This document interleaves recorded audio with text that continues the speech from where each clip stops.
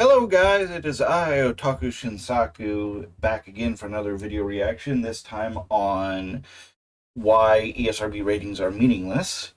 So, since I'm going to share my thoughts on this video as we go along anyway, let's not beat around the bush and just get straight into it. This rating on video games, it was pretty prominent in the early to mid 1990s and stood for kids to adults. But at the turn of the millennium, it was phased out and replaced with the more universal E rating. Now we all know about the infamous AO rating, adults only, one that most have actually never seen in real life before, as most retailers have bans on selling adult only games. Though there are some really unique instances that we will talk about shortly. What about EC, which was officially discontinued, or the time they introduced E10+? How does this system compare to ratings systems in other countries, and when has there been discrepancies? The Entertainment Software Rating Board, or ESRB, was started as a response to growing concerns about the content and appropriateness of video games. This became a thing in 1994 as a self-regulatory organization for the video game industry in the United States. At that time, there was a significant increase in the popularity of video games, and as the medium evolved, it became more diverse and targeted various age groups. This raised concerns amongst parents, policymakers, and advocacy groups about the potential impact of violent or explicit content to children. Some of the biggest games that were brought up in various hearings were that of Mortal Kombat, Doom, and a game known as Night Trap, which simulated like a home invasion or something. It was actually really goofy.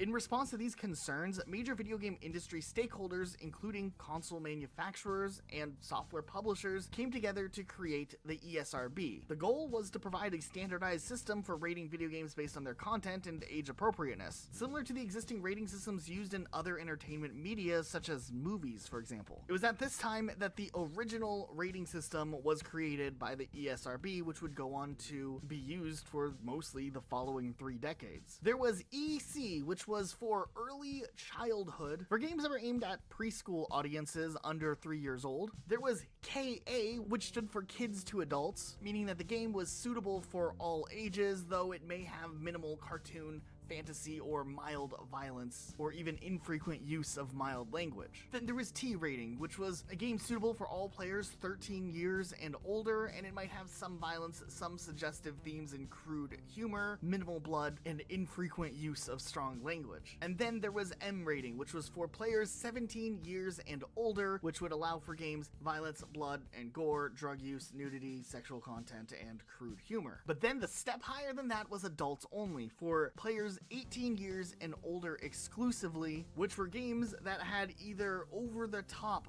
violence, prolonged scenes of intense graphic sexual content, or gambling. And then there was RP, which stood for rating pending, which meant that the ESRB hadn't fully reviewed what the game would be just yet. Likewise, during this time, other countries that chose not to adopt the ESRB rating system would typically adopt their own rating system with different adjustments to the age groups, and we'll go into that in a moment. But for the most part, the creation of the ESRB highly mirrored the movie rating system that had been in place for half a century and had more recently seen some revisions, bringing the rating system for movies into the modern age that we have nowadays with G, PG, PG-13R, and NC-17, or no children 17 and under. Now, the establishment of the ESRB aimed to empower consumers, particularly parents, by providing them with information to make informed decisions about the games their children play. It also helped the industry self-regulate and address concerns without the need for government intervention or restrictive legislation. However, things haven't always been the smoothest when it came to ESRB and its rating systems. Over the years, there's been a lot of controversy, criticisms, and unique instances where the rating system was put under a lot of scrutiny. Over the years, Grand Theft Auto has always been a game that's come under fire, getting surrounded in controversy. Grand Theft Auto San Andreas, released in 2004, and actually received an AO rating from the ESRB for a brief period of time. This change occurred due to the discovery of a a hidden and inaccessible minigame called the Hot Coffee mod. The Hot Coffee mod was a piece of game code that allowed players to access explicit sexual content that was originally left out of the game, but still was present in the game's code. Modders discovered and unlocked this content, enabling players to access, honestly, a pretty goofy sex minigame involving the main character and his girlfriend. Once news of this mod spread, it generated a significant amount of controversy as it violated the game's original rating of M, which meant that the ESRB would investigate the situation and go about re-evaluating the game. As a result, they temporarily changed the rating from M to AO, indicating the game was intended now for players 18 and older due to the newly discovered explicit content. This change had significant consequences for the game's distribution and availability. Major retailers and console manufacturers, including Walmart, Target, and Sony, refused to carry any game that has the AO rating due to their policies, so for a brief period of time, the game was inaccessible for people who wanted to purchase the game, and consequently, Rockstar Games, the publisher of Grand Theft Auto San Andreas, faced immense pressure to address the situation. In response, Rockstar released a patch to remove the Hot Coffee mod and disable access to the explicit content. They also implemented measures to prevent similar incidents in the future. The ESRB then subsequently re-evaluated the game and changed the rating back to M. Still, the ESRB did pick up a bit of controversy for their initial decision to change the game to the AO rating, as the Hot Coffee mod was technically inaccessible to any player who did not utilize a third-party hacking device to obtain the content hidden away in the game. The Hot Coffee mod otherwise was completely inaccessible by normal gameplay means. The ESRB would find itself in more controversy a few years later when Bethesda's game Elder Scrolls IV Oblivion would release and initially had a T rating based on the information provided initially. However, just a few months after the release of the game, the ESRB actually changed its ruling on Oblivion and changed the rating of the game to M rating due to some violent things found in the game that initially were not accessible. On the PC version of the game, if players utilized an unauthorized third-party tool, it would allow players to gain access to a specific art file that would allow players to have topless female characters. In response to this accessibility, the ESRB conducted a re-review of Oblivion, and the game would receive a mature rating instead. At the cost of Bethesda, they would have to promptly notify all retailers of the Yeah, I'm just going to leave this on the screen for a little bit as I ramble on about the ESRB, because first and foremost, why is it on Bethesda to have to release stickers for the new rating when the ESRB made this change out of the fuck nowhere, and completely arbitrarily based on a mod for the PC version? First and foremost, why are mods affecting the ESRB rating when online content does not? Like, for example, everyone who's played, video games that have, like, voice chat has seen that ESRB label that online interactions are not rated. Why is that not also applied to mods? Right? Because mods are clearly not intended by the original developers. They are things created by fans for specifically the PC version. Literally only one version gets this. The PC version. The console versions, up until recently, didn't get mods. Now, even though consoles can get mods, the mods have to be approved by the console manufacturers. So, for example, mods like this or any adults-only type mods would not be approved to be released to be downloaded through the mod stores in, say the PS5 version of Skyrim or the Xbox Series X version of Skyrim, right? You can get those mods on the PC because Bethesda has literally no control over what you do with the PC, because on the PC version, you have direct, unrestricted access to the game's files, right? You have direct, unrestricted access to the game's DLL and programming files. So there's literally nothing the developers could do to stop you. So, with the PC, obviously, I don't know why this would affect the ESRB, changing it from a teen to a mature, when, again, they're, like, Bethesda, the ESRB, if the ESRB is made up of people who supposedly knows how video games are made, again, supposedly, because they're not government. Because the ESRB is not a government organization. It is a organization from the within the industry itself to self-regulate. Then you would think that the ESRB raters, the people who are rating these things, who are voting on, teen, mature, whatever, would understand how mods specifically for the PC release work, and how holding Bethesda to account for fan created mods is completely unfair. And then, of course, again, having to force Bethesda themselves to fork over the money for the stickers when that should be on the ESRB, right? The organization doing this should be the organization doing this. Like, for example, it's up to the DMV, for example, to issue new driver's licenses and IDs and stuff, right? It's not up to car manufacturers to do that, right? So it should be up to the ESRB themselves to have to absorb the cash outflux for the issuing of new stickers when they make an arbitrary decision, like upping a game from teen to mature. As well as the fact that the final one that he'll get to, if you see it on the bottom of the screen, the creation and posting of a downloadable patch that will modify the art archive, rendering the topless skin inaccessible to the PC version of the game. Why are they demanding that? Why is the ESRB demanding basically they are demanding that Bethesda release a patch that stops PC users from having full access to the game, something that they paid for. As a PC gamer, I paid. A part of me paying for the game is me paying for the files of the game.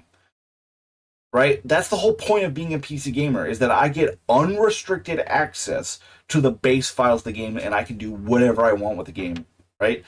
I could turn Skyrim into, if I really wanted to, a full conversion mod to like Star Wars, right? Because it's my game, I get full access to the DLL files, I get full access to the texture files, and the base programming files and all that, and I can do whatever I want. I could put laser guns or lightsabers if I want into Skyrim. So why is the ESRB demanding that Bethesda go completely behind PC gamers' back and basically render the PC version completely meaningless because they no longer have full access to the game's files? This is again why or not again, because you guys haven't heard this, but I've been saying this for years for those who know me in a personal life, that it's why I hate organizations like the ESRB, MPAA, FCC, etc., for the same reason why people who read comic books hated the Comics Code Authority. Because it's just censorship for censorship's sake. It helps no one. It is completely meaningless, and just like how comics were able to survive before and after the Comics Code Authority, and just like how, for example, people realized that prohibition for alcohol was a completely stupid idea, and you would think that they would take that information and apply it to the drug war, but that's a whole different video. In either case, you would think that lessons would be learned from the Comics Code Authority and applied to things like the ESRB and FCC and MPAA, but clearly not. For me, as someone who is anti-censorship of art, and yes, video games are art. The definition of art is very wide. I hate this very exclusive definition that only high class art or art specifically put into a museum is art. No, art is anything. The stick figures that a preschooler draws is by definition art, right? Art is not this fancy hoity-toity thing that the rich want to do just because they want to hoard not just money, but they also want to hoard culture. No, video games are art, right? And so as an art form, video games should not be censored. Same as movies, same as books, same as music, same as any other art form. Art should not be censored, right?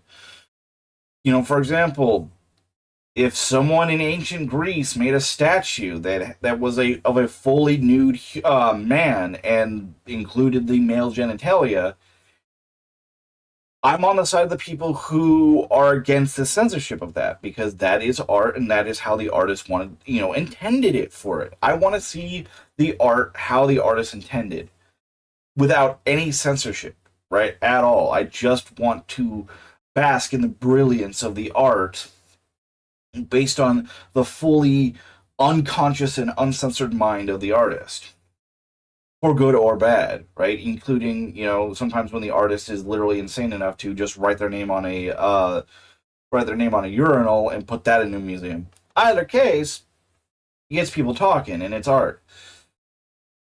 Same thing here. I really hate the ESRB, the FCC, and MPAA because they censor art. They are censoring art and media for no good reason at all. Every reason, again, this guy is going through all of these supposed reasons.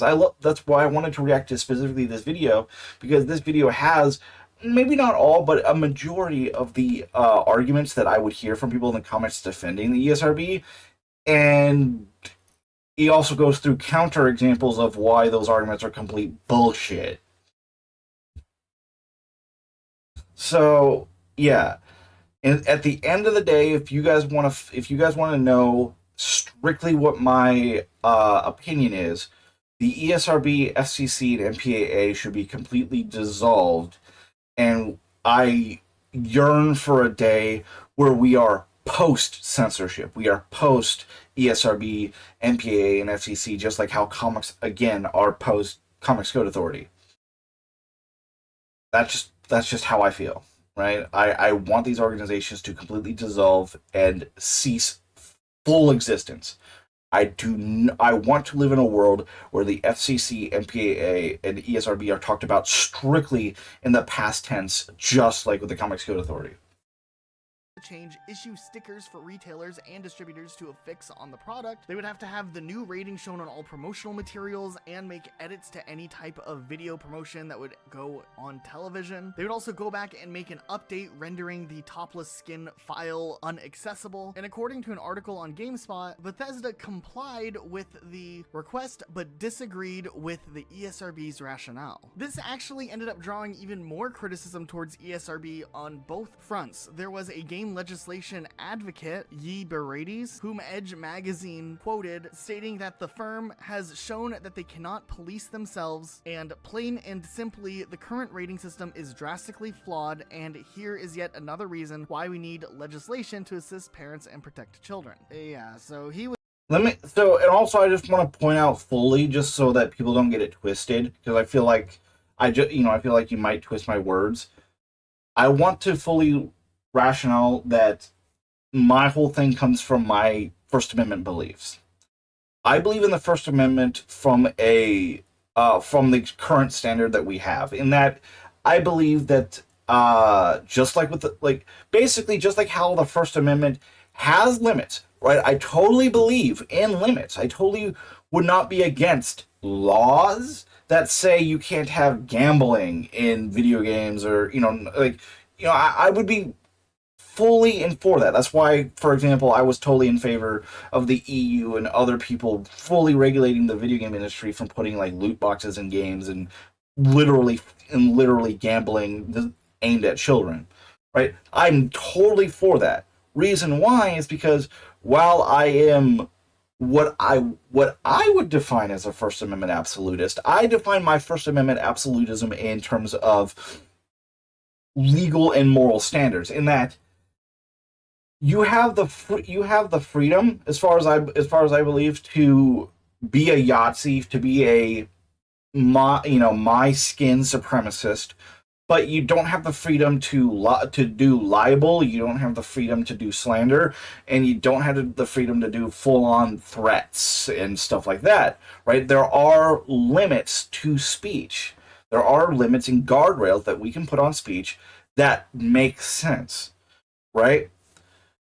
Basically, I am for a regulation of speech and, or in this case, art that makes sense. When it doesn't make sense, I'm not in favor of it. It's literally as simple as that, right? I'm for the censorship of art when it comes to pushing gambling onto children. I am for that. That's fine. I have nothing. I would not at all be against regulating loot boxes targeted at children. I have no problem with that.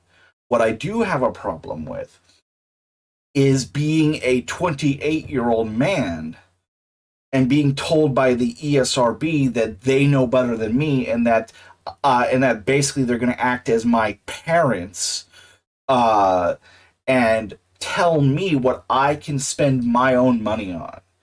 That I am not allowed to partake in this video game or this art because they are offended by it, right? When, keep in mind, offense and stuff like that is completely subjective. Basically, to put it down this way, I am in favor of guardrails for objective forms. Gambling, slander, libel, things that can be objectively proven in a court of law. Stuff like that, I am in favor of putting up guardrails for. Subjective stuff, like offense, no. I am not going to be here and be like, no, it offends me that there's a topless woman. Well, I don't care, because as a person who has a bit of a nudist belief, like again, not here nor there, but I could get into my beliefs on mandatory clothing for human beings in civilization. I'm not offended by the female nipple or the sight of it in a movie, video game, whatever. So why are you censoring a piece of art from me when I don't agree with your offense there, or stuff like that? So again, I just, none of it makes any sense. I advocate for objective things that can be proven in a court of law, not subjective things that are based strictly on the individual person rating the game for the ESRB. Because again, if I was rating a game for the ESRB, a lot of these games that get adults only rating, I would give an E rating. Completely. Like you guys don't realize, I would give GTA an E rating without question. Without question. Nothing in GTA offends me at all. Literally nothing. I would rate that game an E rating, no problem. And that's the problem with the ESRB rating, is that it's fully up to the individual people, the secret cabal of people that are rating these games, and not an objective standard. And that's all I want. That's why I would rather the ESRB, MPA, and FCC get completely dissolved, and we just put art under the same scrutiny as we put any other form of speech, right? Right? There is no ESRB, there is no MPAA, there is no FCC for me talking to you right now. There is no ESRB, MPAA, or FCC for me going outside and talking to my friends walking on the sidewalk, right? And that's the same thing I want for art, right? That just like how a cop could give me a ticket for doing slander or libel or, whatever, same thing I want for art, right? I don't want a specific regulatory group. I just want, basically, if you have a problem with a video game, then sue the video game manufacturer. Sue the developer, sue the publisher, and prove it in a court of law, right? Don't stand behind, oh, this game offends me. Prove it. Prove it in a court of law. Put your money where your mouth is and prove it. Don't just say, I'm offended by this game. Prove it with, beyond a shadow of a doubt. Because if a game is truly bad, you should be able to prove it in a court of law. Like, for example, loot boxes, that's the easiest thing to prove. You literally can just show loot boxes in a game that's marketed at kids. That is the easiest thing.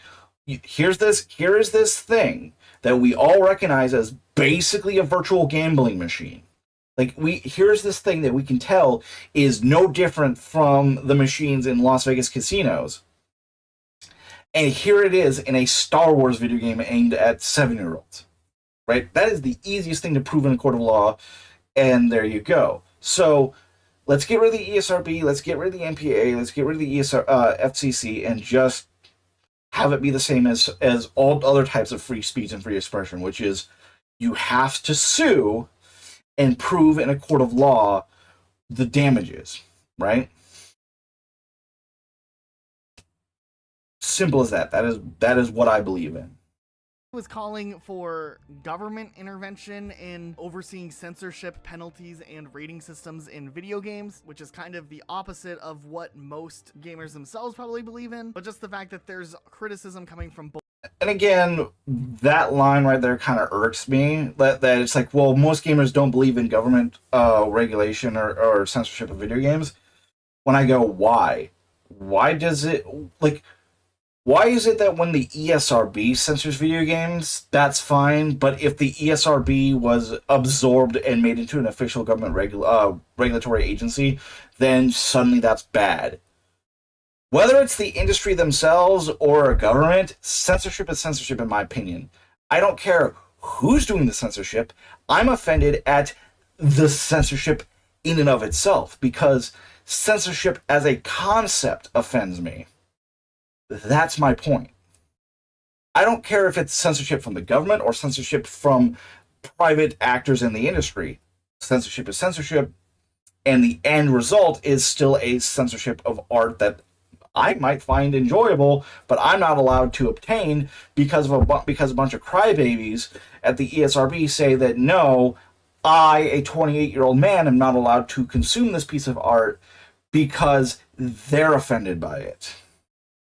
Both sides against the ESRB is something worth noting here. Other countries have gone more in depth on having government-led rating policies, which we'll get into a little bit later in this video because it is interesting to see how that actually affects the games directly. But there was a couple more instances with the ESRB we wanted to talk about first. In 2015, there was a game called 2064 Read-Only Memories. It originally had the M rating due to language. However, when an enhanced version of the original game was re-released, the ESRB only rated it T, which, okay, whatever, but it seemed to contradict a lot of the things that the ESRB had previously rated other games a more strict rating for, especially because of the use of stronger language in this game. The ESRB would then backpedal their decision, changing the rating of the game to M again, which just seemed odd. Phoenix Wright Ace Attorney typically gets a T rating in most of the games. However, the game Dual Destinies was the first title to receive an M rating, which caused confusion due to it mostly containing the same content and similar writing styles of previous titles. The only thing that some players were able to maybe conclude as to why it got an M rating instead was because the game utilized the 3D technology on the 3DS, making the game more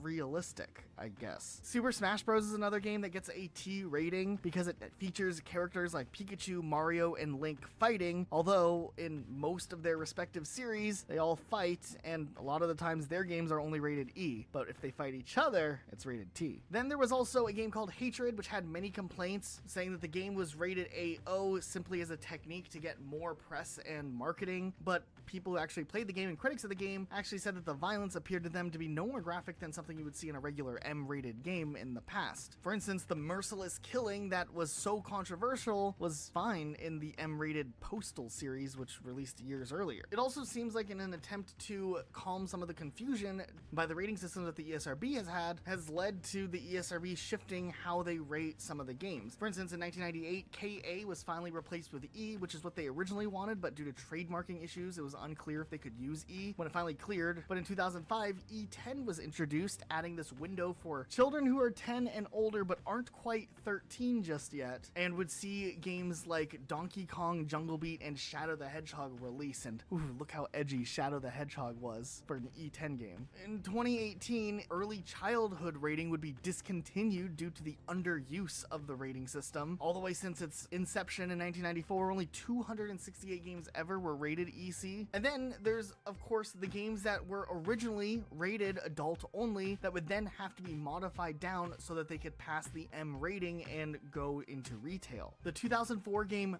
The Punisher was edited down from AO to M. This game Fahrenheit had to have sex scenes removed from the game in 2005 to get an M rating. And one of the most controversial ones was Manhunt 2, which was edited down for retail versions of the game to get that M rating, but then there was an uncut adult-only version released exclusively for PC. Outlast 2 was a game that was edited down to receive an M rating instead of adults only, but Australia's own independent rating board actually refused to give a rating to the original version of the game, meaning it would have been barred from release in all of Australia until the edited version of the game was able to get that R18 rating, which is Australia's M rating essentially. Agony was cut down to reach an M rating, but eventually they released an uncut version later on Steam, and one of the earlier instances of a controversial rating decision was the game Thrill Kill, which was cancelled in 1998 because of its subject matter and adults only rating, and never actually saw an official release. However, there's some more interesting controversies when it comes to the rating systems here, as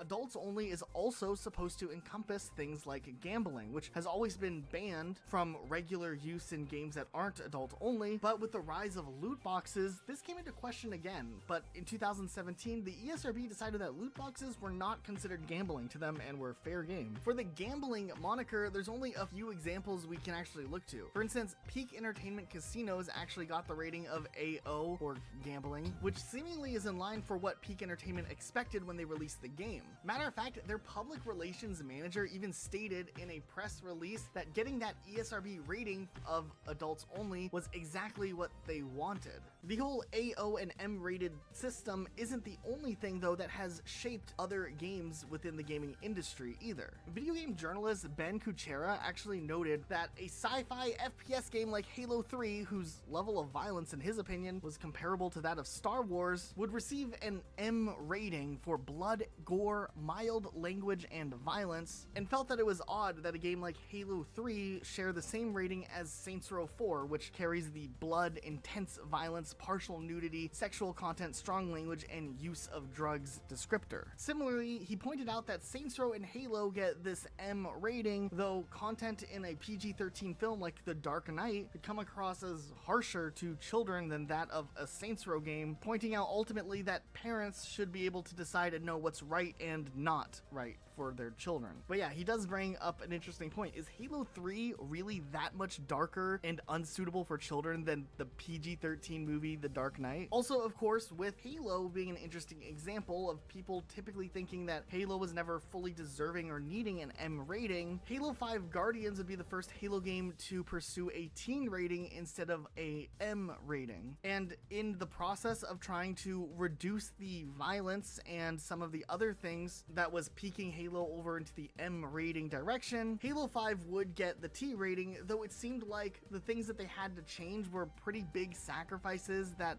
ended in no real major result. Like, multiplayer's still there, except there's no quote-unquote killing because it's all just like a simulation game now. It was really weird. Also, after a while, ESRB started putting disclaimers that online interactions were not rated by the ESRB just because of the rise of voice communications and, you know, jumping on Modern Warfare 2, you can be called any name under the sun, and how's the ESRB supposed to put a fair rating for something like that? They want their hands clean from that, so they put that disclaimer. Ratchet and Clank's an interesting game. It got rated T by the ESRB despite being intended for children and receiving lower ratings from other boards in different countries. Like, it got a G rating from the ACB. Soldier of Fortune's interesting because in a rare occurrence, the Canadian province of Ontario actually overrode the ESRB rating and awarded the game their own quote-unquote restricted rating, as they felt like the extreme violence was too much for minors to have access to. This leads us into a whole other discussion when it comes to international rating systems. Lots of countries in Europe like the UK, France, Spain, etc. use the PEGI system for.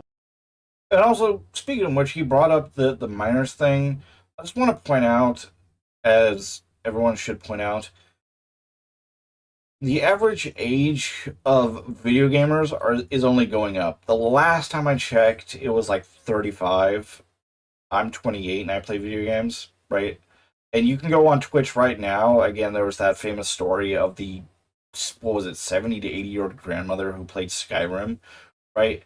Gamers are just getting older and older and older. And so this whole idea that video games are like a kid's toy and you have to protect the children is bullshit. The overwhelming majority of video gamers are above the age of 18. Right? The overwhelming majority of gamers are above the age of 18. So the idea that that we just have to grit our teeth and have PEGI, we have to have ESRB, we have to have the FCC and the MPAA because we have to protect the children is complete bullshit. It's complete bullshit. You're just harming adult consumers with the excuse that you're protecting children, because that's the convenient excuse. That is the convenient excuse of every conservative, of all time. So, yeah, no, just get out, get out of here with that bullshit. For rating their games, which stands for Pan-European Game Information. Essentially, this age rating bracket starts off at the age of 3, which is suited for all age groups, and then goes 7, 12, 16, and 18, with 18 being for adults only. Then, just like the ESRB has, there's content descriptors that say what is in the game, like bad language, drugs, horror, gambling, sex, violence, and in-game purchases and discrimination? What? If there's any gambling in it, it's an automatic 12 rating, which most notably affected some of the Pokemon games in the past. If you remember, some of the remakes of Pokemon games actually lack the game corners that originally were in the game, and when games like Red and Blue re-released on the 3DS, they actually were rated PEGI 12 because of the gambling. Now, what is interesting though is that the NBA 2K actually got a bunch of controversy in 2019 when hyping up their new release by showing a bunch of loot boxes in the trailer, and the rating wasn't changed, with PEGI making a statement saying that the gambling descriptor only applies to content that teaches and encourages gambling. So Pokemon's not okay because it's fake gambling, but spending real money on loot boxes makes total sense. Then there's Germany, on the other hand, which is one of the few countries in Europe that has their own rating system called the USK, which stands for this word. This one starts at the young age of 0, for all age groups. Then it goes 6, 12, 16, 18. Now, Luke grew up with the system, and it's much stricter than other countries from his experience. Halo, for example, was mostly rated 18, so adults only. Same with Call of Duty, Grand Theft Auto 5, Battlefield, and basically most shooters. The original Doom was even banned from sales in Germany, which wasn't lifted until 2011. Now, there also used to be some censoring that would have made for games to release in Germany and get a USK rating. For example, in Left 4 Dead 2, the bodies would fade away when you kill zombies, and in games like the Wolfenstein reboot,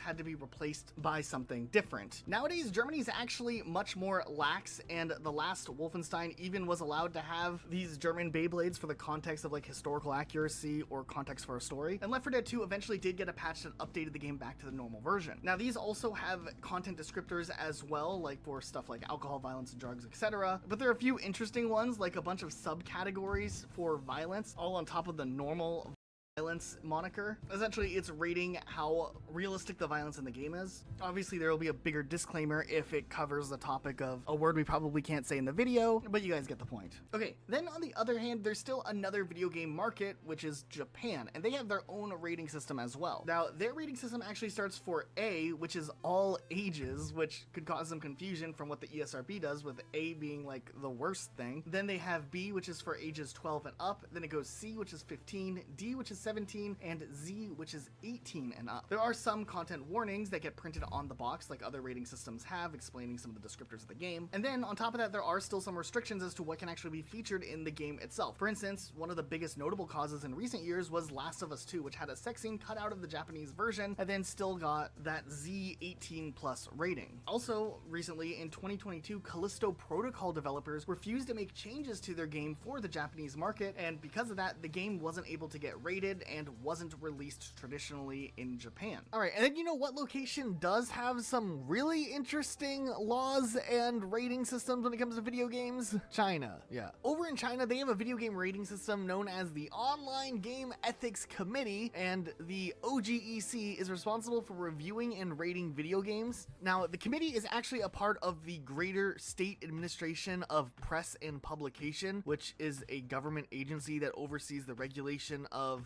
in this case, video games specifically in the country. Now, one thing that's interesting though is China doesn't have a traditional age-based rating system like those found in other countries like the ESRB or PEGI. Instead, the OGEC primarily focuses on content evaluation, which includes elements of violence, sexual content, gambling, and politically sensitive topics. It's also worth noting that all video games released in China must undergo content review and obtain an official license from the OGEC before they can be legally sold or distributed within the country.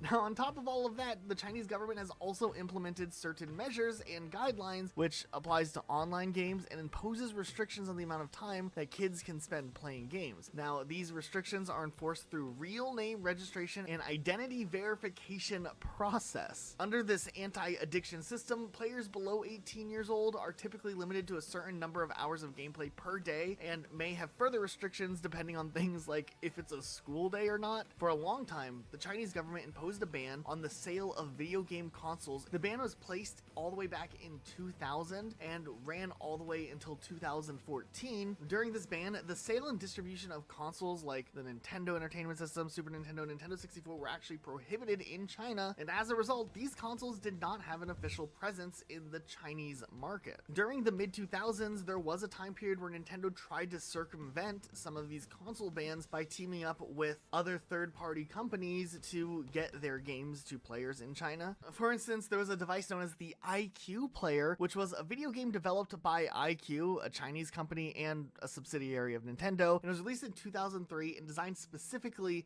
for that Chinese market. And the iQ Player was a unique system, to say the least. It offered a localized and cost-effective way for Chinese gamers to get to experience Nintendo games. Partially released because of the fact that Nintendo games were very popular in a bootlegged form during these years where Nintendo wasn't getting official releases over there. Now, the iQ primarily featured games from Nintendo's back catalog, including titles from popular franchises like Mario and Zelda and Pokemon. There was even a special rare Animal Crossing game that released on this console. If you didn't know, we have an Animal Crossing channel. Just gonna throw that out there here. Now, unfortunately though, the iQ ended up not really doing all that well, but originally was mostly just an aim at Nintendo to bolster the reputation of them as a video game publisher and to attempt to show that Nintendo games could be educational and a positive experience for younger players. But ultimately, the iQ didn't get the popularity that Nintendo had hoped for. In 2013, the Chinese ministry banned Battlefield 4 as they claimed it misrepresented China and was an attempt to smear China's image. And then, of course, in 2014, when the ban was officially lifted, which allowed consoles to be sold legally in China, by this point, the market had already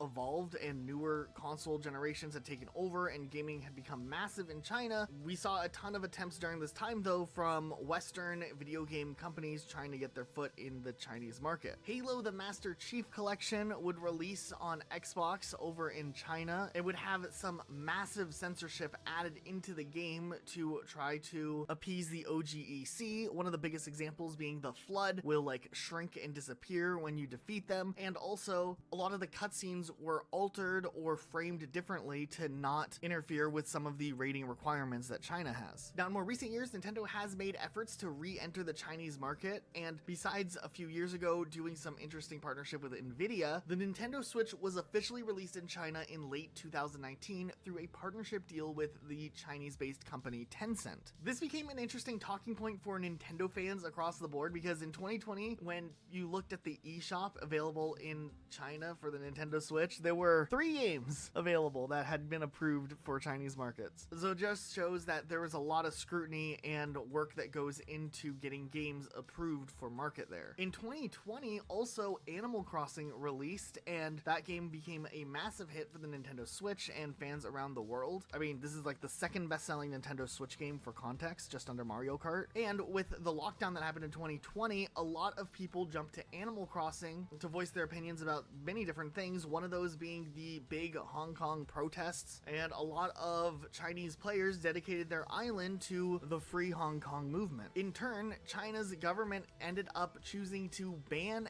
Animal Crossing from China altogether, and the game is just not available anymore. Nowadays, it's interesting to see that there's just a handful of Nintendo Switch games actually available in China to buy and play on your Nintendo Switch, and it's just kind of a far cry from the library that's available in other countries. Persona 5 has like a mobile game that's releasing exclusively in China as of now, and this is technically a spin-off of the main Persona 5 story. Also, interestingly enough, they changed some things that typically have skull imagery and replaced them. However, the character Skull himself retains his same name. There's a big restriction when it comes to imageries of skulls, interestingly enough, in China and in video games. There was a lot of fan outcry a few years back with Rainbow Six Siege, a multiplayer game, when the developers stated that they had plans of pushing the game into Chinese markets and in turn would be removing certain references and aesthetics from the game to best fit into the requirements for a Chinese market. But to take out things like skulls in a game where there's like skulls on the wall, there's a character that has like a skull as their face, there'd be a lot of other little references and things they'd have to remove also to get the game greenlit and approved for Chinese markets. Fans felt like they were just sacrificing too much of what the game originally was intended to be, and eventually Ubisoft ended up changing their mind based off of the fan backlash. Now, overall, when it comes to ratings in games across the board in any country, we all know that the main organizations that handle the rating systems definitely leave a lot to be desired, and you could really be on either side of the fence with this. You could be a concerned parent not wanting their kids to have access to a really violent video game, or you can be a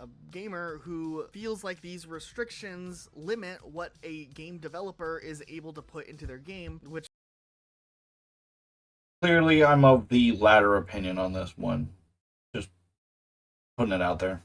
would violate free speech or free expression. Where these two sides come together, though, is that the ESRB or PEGI, they don't really do a good job here. There's too many times where the ESRB has gone too harsh on games that definitely don't deserve the higher rating that it has, and then there's also been times where the ESRB has failed at listing some of the things that are featured on the game's disclosures. This has grown into a distrust between consumers and this organization, leaving most parents and players to really not trust what the ESRB is saying is the right rating. Like, let's look at Call of Duty, for example. Between Modern Warfare 2 and Black Ops 2, Call of Duty was at its peak in popularity. And if you were in voice chat, you knew majority of the people playing the game were not 17. Matter of fact, a lot of them weren't even like 12. Sure, some people might argue that it was bad parenting to let a teenager play Call of Duty, but the success of Call of Duty shows that parents are willing to look at a game that has that M rating and be like, nah, I don't agree with what the ESRB is saying. I think that my kid is mature enough to handle these topics. And this exact scenario happened to millions of players in that period of time. Nobody takes the ESRB seriously. Now, obviously, it's great that the ESRB isn't like the implications that China has for their gaming audience. There's also an interesting ABC News article from a few years back talking about the ESRB and their rating systems, and this quote we just found was really interesting. "My son sees violence and terrorism on the news daily, knows it's a reality, and technology, video games, allow him to act as one of the good guys battling terrorists." From Andrew Rhodes, a father of a 10-year-old gamer and a gamer himself, who wrote in an email, "When I was his age, all the kids in our neighborhood regularly played war with toy guns. We watched old World War II movies and had Vietnam live on television." So for a long time, there's been this sentiment that video games cause violence, which there has been numerous studies done that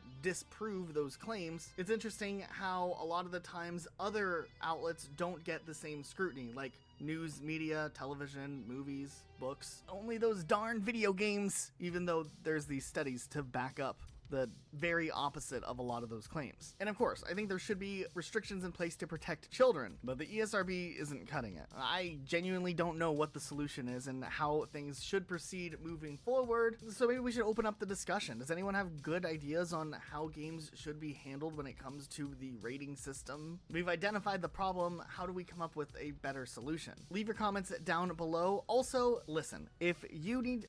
Okay, he's pretty much done with the video. So, yeah. Also, I love the fact... I'm going to back up so that's not the final thing. Okay, yeah. So, thank you guys for watching this video. I hope you guys join me for the next one. I pretty much point out my thoughts on the ESRB, and I just wanted him to have his final thoughts. So, with that, thank you guys for watching this video. I will see you guys next time. Peace.